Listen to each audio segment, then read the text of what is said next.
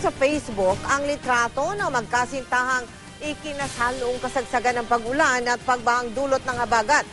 Pero narinig nyo na ba kung paano nila pinatunayan na walang hahadlang sa kanilang pagmamahalan kahit pa lubog sa baha ang mismong simbahan kung saan sila ikakasal? Nakatutok si Lala Roque.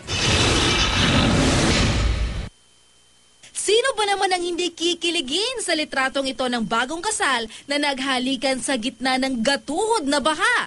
Sa sobrang sweet, naging viral ito sa Facebook. Sadyang pambihira nga, kaya walang nagawa ang mga personal na nakakita, kundi ang mamangha. Kakaibang kasal eh. Kahit nagbabaha, tuloy pa rin yung kasal. Nag-dance po sila, tapos nag-kiss. Lahat po ng mga tao, pati yung mga batang naliligo, nakatingin sa kanila.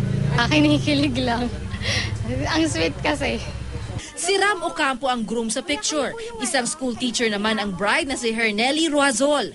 Bago pa ang kasal, abot-abot daw ang dasal nila para huwag sanang ulanin ang kanilang espesyal na araw.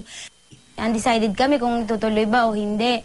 Sasabihin, hindi pwede, dapat ituloy natin to. Parang gano'n, nag-uusap kaming dalawa. O di, sige tuloy kahit na umuulan na. Pero pagsapit ng mismong araw ng Miyerkules, binaha pa sa simbahan kung saan nakatakda ang kasal.